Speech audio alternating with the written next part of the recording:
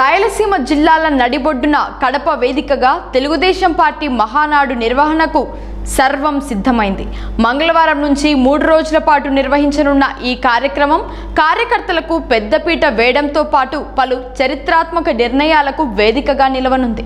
తొలి రోజు 27న పార్టీ ప్రతినిధుల సభ, సంస్థాగత నిర్మాణం, భవిష్యత్తు కార్యాచరణతో పాటు టీడీపీ మౌలిక సిద్ధాంతాలు, మంత్రి లోకేష్ ప్రతిపాదించిన 6 సూత్రాల ఆవిష్కరణ, పార్టీ నియమావళిలో సవరణలపై ప్రధాన చర్చ జరగనుంది.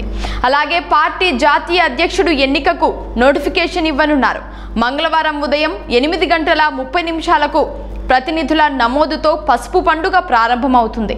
అనంతరం ఫోటో ఎగ్జిబిషన్, రక్తదాన శిబిరాలు ప్రారంభించనున్నారు. ఉదయం 10:45 పార్టీ జాతీయ అధ్యక్షులు, పొలిట్ బ్యూరో సభ్యులు, ఇతర ముఖ్య నాయకులు వేదికపైకి చేరుకుంటారు. పార్టీ జెండాను ఆవిష్కరించి జ్యోతి ప్రజ్వలన చేసి పార్టీ వ్యవస్థాపక అధ్యక్షుడు నందమూరి తారక రామారావు విగ్రహానికి పుష్పాంజలి ఘటిస్తారు. అనంతరం మా తెలుగు తల్లికి గీతాలాపనతో మహానాడు లాంఛనంగా ప్రారంభమవుతుంది. ఆ తర్వాత పార్టీ కోసం పనిచేసి మృతి చెందిన కార్యకర్తలు, నేతలకు సంతాపం తెలియజేస్తారు. తర్వాత ప్రధాన కార్యదర్శి నివేదిక సమర్పిస్తారు. 11:30 రాష్ట్ర అధ్యక్షుడు పల్లా శ్రీనివాసరావు స్వాగతోపన్యాసం చేస్తారు. కోశాధికారి పార్టీ జమా ఖర్చుల నివేదిక సమర్పిస్తారు. 11:50 పార్టీ జాతీయ అధ్యక్షుడు ముఖ్యమంత్రి నారా చంద్రబాబు ప్రారంభోపన్యాసం చేస్తారు. అనంతరం టీడీపీ మౌలిక సిద్ధాంతాలను చర్చించనున్నారు.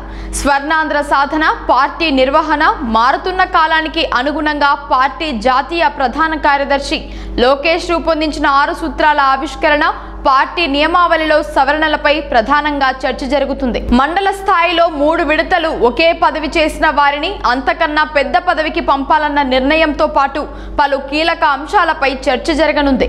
భోజన విరామం తర్వాత 6 సూత్రాల్లో మొదటిదైన కార్యకర్త అధినేత, రెండోదైన యువగలంలో అంశంపై చర్చ జరుగుతుంది. మై టీడీపీ యాప్తో పాటు కార్యకర్తల సంక్షేమం కోసం చేపట్టాల్సిన కార్యక్రమాలపైన చర్చిస్తారు.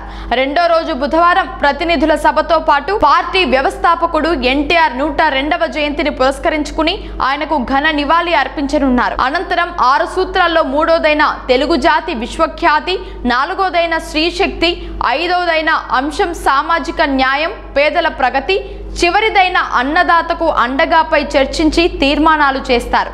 సాయంత్రం 5:30 పార్టీ జాతీయ అధ్యక్షుడు ఎన్నిక, ప్రమాణ స్వీకారం, అధ్యక్షుడి ప్రసంగం ఉంటాయి.